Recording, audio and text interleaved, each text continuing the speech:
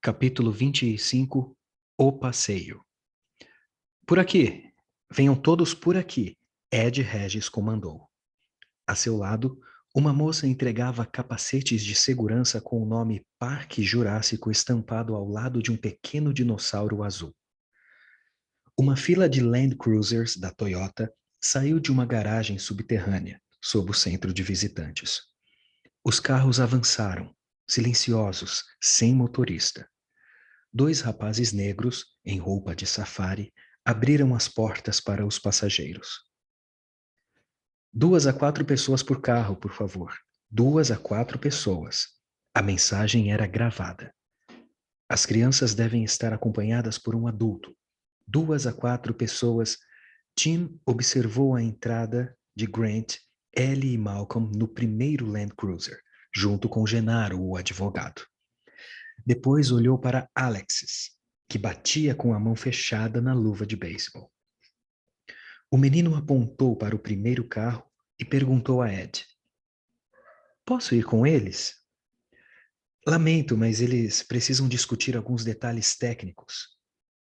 Ed Regis respondeu: Eu me interesso por detalhes técnicos, Tim afirmou.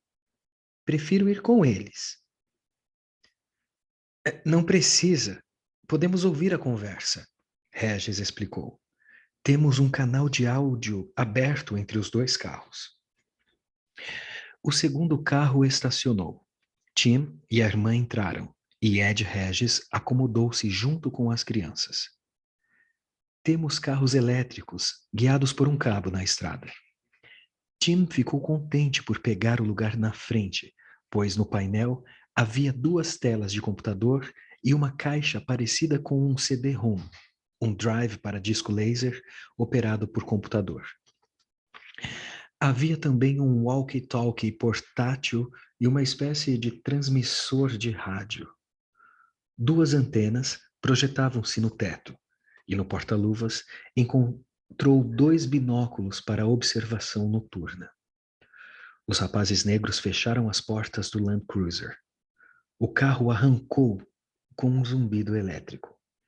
Um pouco à frente, os 3 cientistas e Genaro conversavam e gesticulavam, visivelmente animados. Vamos escutar o que estão dizendo, Regis sugeriu. O intercomunicador estalou. Eu não sei que diabo você pensa que está fazendo aqui, Genaro dizia. Parecia muito irritado. Sei muito bem porque eu estou aqui, Malcolm retrucou. Veio para nos aconselhar, não para fazer brincadeiras intelectuais. Tenho 5% desta empresa e a responsabilidade de assegurar que Hammond faça um trabalho seguro. Agora você chega, droga, e começa a... Ed Regis desligou o botão do intercomunicador e disse: De acordo com a política antipoluição da companhia, esses Land Cruisers elétricos leves foram construídos especialmente para nós, pela Toyota em Osaka. Um dia, esperamos poder circular entre os animais, como nas reservas africanas. Por enquanto, acomodem-se e aproveitem um passeio. Ele fez uma pausa. Como perceberam, podemos ouvir a conversa de vocês aqui. Essa não, Genaro reclamou. Preciso falar à vontade. Não pedi para trazer as crianças. Ed Regis sorriu complacente e apertou outro botão. Vamos começar o espetáculo, está bem? Eles ouviram soar as trombetas e as telas no interior dos veículos exibiram a mensagem: Bem-vindos ao Parque Jurássico. Uma voz de locutor disse: Bem-vindos ao Parque Jurássico. Vocês acabam de penetrar no mundo perdido do passado pré-histórico, um mundo de criaturas magníficas há muito desaparecidas da face da Terra. Desfrutarão do privilégio de vê-las pela primeira vez. Contratamos Richard Kiley como locutor, Ed Regis explicou. Não poupamos despesas. O Land Cruiser atravessou um bosque de palmeiras baixas, atarracadas. Richard Kiley continuava. Notem, antes de mais nada, as plantas que os rodeiam. As árvores em ambos os lados da pista chamam-se cicas, predecessoras pré-históricas das palmeiras. As cicas constituem o alimento favorito dos dinossauros. Temos também Benetileians e nogueiras do Japão. O mundo dos dinossauros inclui algumas plantas modernas, como pinheiros e abetos, além de ciprestes do pântano. Logo poderão vê-las. O Land Cruiser avançava lentamente entre as folhagens. Tim notou que as cercas e os muros eram disfarçados pela vegetação, para dar a impressão de que cruzavam uma selva real. Imaginamos o mundo dos dinossauros, prosseguiu a voz de Richard Kiley, como um mundo de animais vegetarianos imensos, alimentando-se nas gigantescas florestas úmidas dos períodos Jurássico e Cretácico, há 100 milhões de anos. Mas muitos dinossauros não são tão grandes como as pessoas os imaginam. O menor dinossauro conhecido não é muito maior do que um gato doméstico. E o dinossauro médio tem o tamanho de um pônei. Vamos começar nossa excursão por esses animais de porte médio, chamados de Hypsilophodontes. Se olharem à esquerda, poderão observá-los agora. Todos olharam para a esquerda. O Land Cruiser parou numa elevação, onde uma falha na vegetação permitia uma vista da parte leste. A mata descia uma encosta, terminando numa área aberta, coberta por uma grama amarela com cerca de 1 metro de altura. Não havia dinossauros. Onde eles estão? Alexis perguntou. Tim olhou para o painel. O transmissor piscou e o CD-ROM fez um ruído. Obviamente, o disco era acessado por algum sistema automático.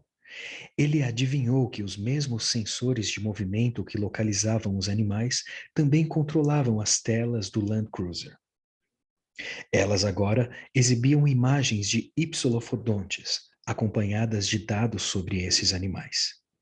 A voz disse: os Hypsilophodontes são as gazelas dos mundos dos dinossauros, pequenos e ágeis. Existiam em toda a parte, da Inglaterra à Ásia Central e América do Norte. Acreditamos que esses dinossauros eram tão numerosos porque possuíam mandíbulas e dentes melhores para mascar as plantas do que os outros do período. Na verdade, o nome Hypsilophodonte significa dente pontudo, referindo-se aos dentes típicos do animal, capazes de permanecer afiados. Podem encontrá-los na área aberta à frente e talvez entre os ramos das árvores. Nas árvores? Alexis exclamou. Dinossauros nas árvores? Tim procurava-os com o binóculo. Do lado direito, ele avisou. Na metade daquele tronco verde grande, entre as sombras recortadas da árvore, um animal verde, imóvel, mais ou menos do tamanho de um babuíno, estava parado em cima de um galho. Parecia um lagarto, de pé sobre as patas traseiras. Equilibrava-se com a ajuda de um rabo comprido. É um Otnielia, Tim afirmou. Esses pequenos animais receberam o nome de Otnielia, explicou, em homenagem ao estudioso de dinossauros do século XIX chamado Othniel Marsh de Yale. Tim achou outros 2 animais, em galhos mais altos da mesma árvore. Eram mais ou menos do mesmo tamanho. Nenhum deles se mexia. Que chato, Alexis reclamou. Eles não fazem nada. Os bandos mais numerosos encontram-se na parte plana, abaixo de vocês, disse a voz. Podemos fazer com que se levantem com um simples chamado de acasalamento. Um alto-falante próximo à cerca emitiu um longo silvo anasalado, como o grasnar de um ganso. No meio da grama, à esquerda deles, 6 cabeças de lagarto ergueram-se, uma depois da outra. O efeito era cômico e Tim riu. As cabeças desapareceram. O alto-falante lançou o grito novamente e outra vez as cabeças surgiram, exatamente da mesma maneira, uma depois da outra. A repetição exata do comportamento chamou a atenção das pessoas. Os ipsilofodontes não são animais dotados de muita esperteza, a voz explicou. Possuem a inteligência de uma vaca, no máximo. As cabeças eram verdes, com pontinhos marrons e pretos que desciam pelos pescoços esguios. A julgar pelo tamanho da cabeça, Tim calculou que teriam cerca de 1,20 m, mais ou menos a altura de um veado. Alguns dos ipsilofodontes mastigavam algo. Um deles coçou a cabeça com uma pata de 5 dedos. O gesto deu à criatura um ar pensativo.